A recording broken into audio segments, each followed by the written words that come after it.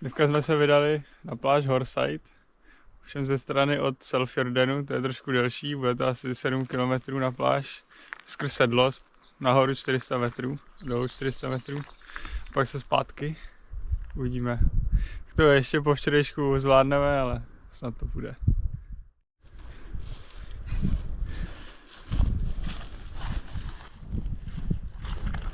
Já nechci. Tady je šílená bažina, Marek si zrovna dneska vzal nízký boty, nekotníkový, takže teď se rozhodl se vrátit zpátky pro kotníkový boty, protože se to nedá, by mu tam nateklo vrchem.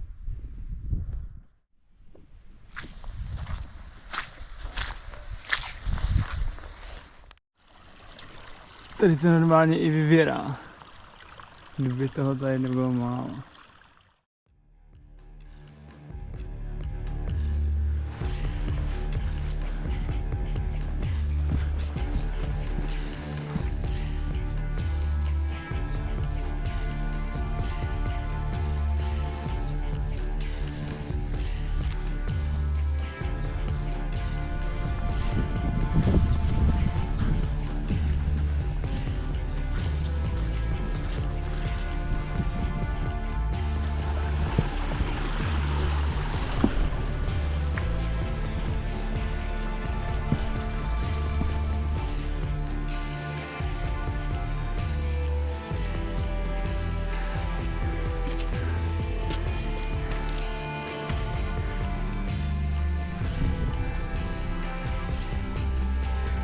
A snídaní jsou tak 50/50.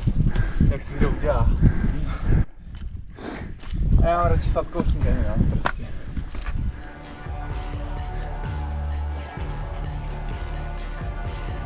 No, nevím, výhledy.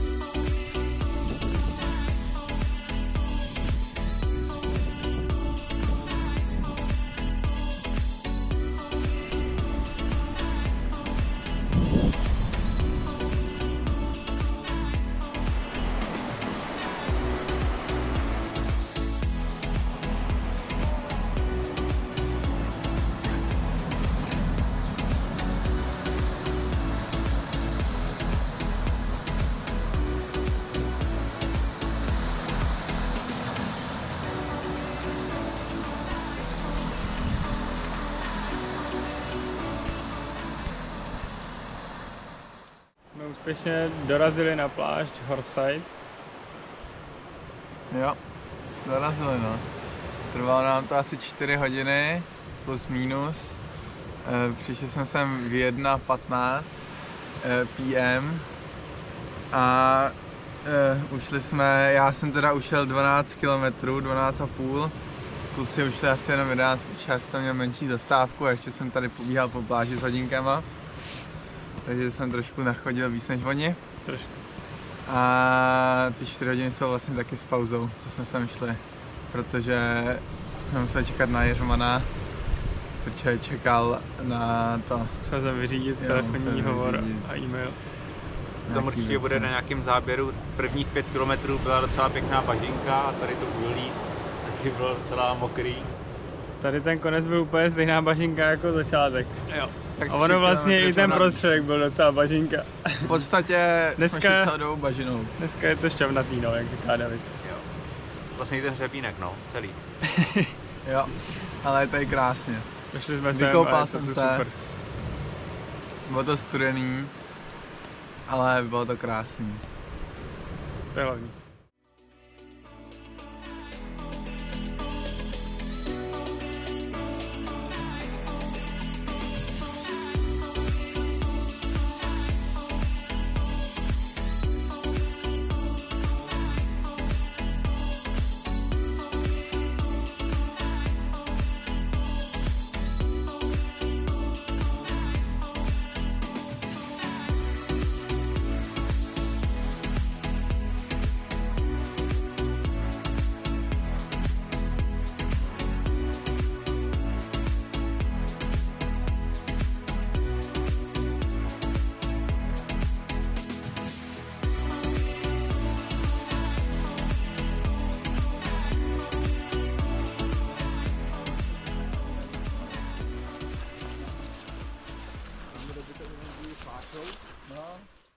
Jo, my jsme došli znova do sedla, 400 metrů nad mořem asi. A my s Davidem jsme se rozhodli, že půjdeme ještě na kopec tamhle. Asi 200 metrů vejš, to je.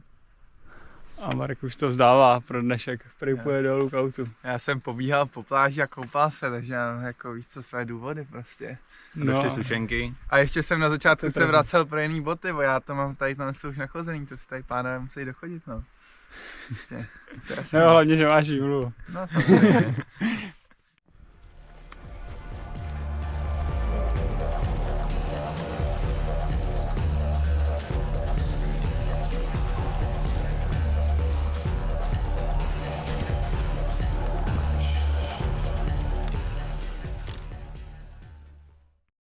Tak jsme vylezli na vrchol Markan, bez Marka.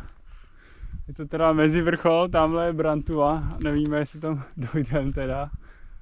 Ale tady jsou taky krásní výhledy.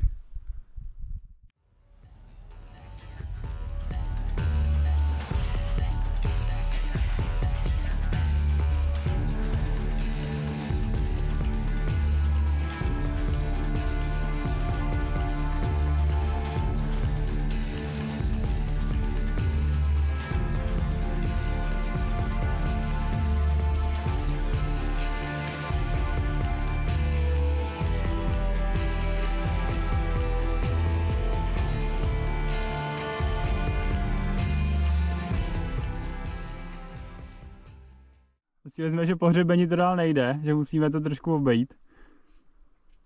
No, takže to zkoušíme, no. Jo.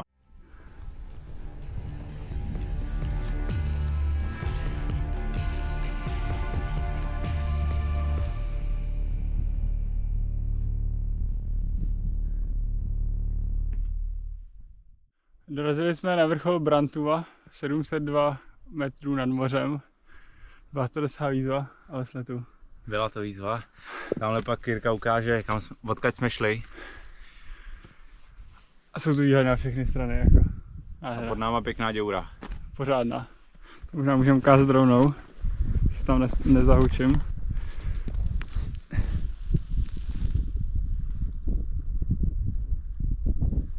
No je tam děura jako krát.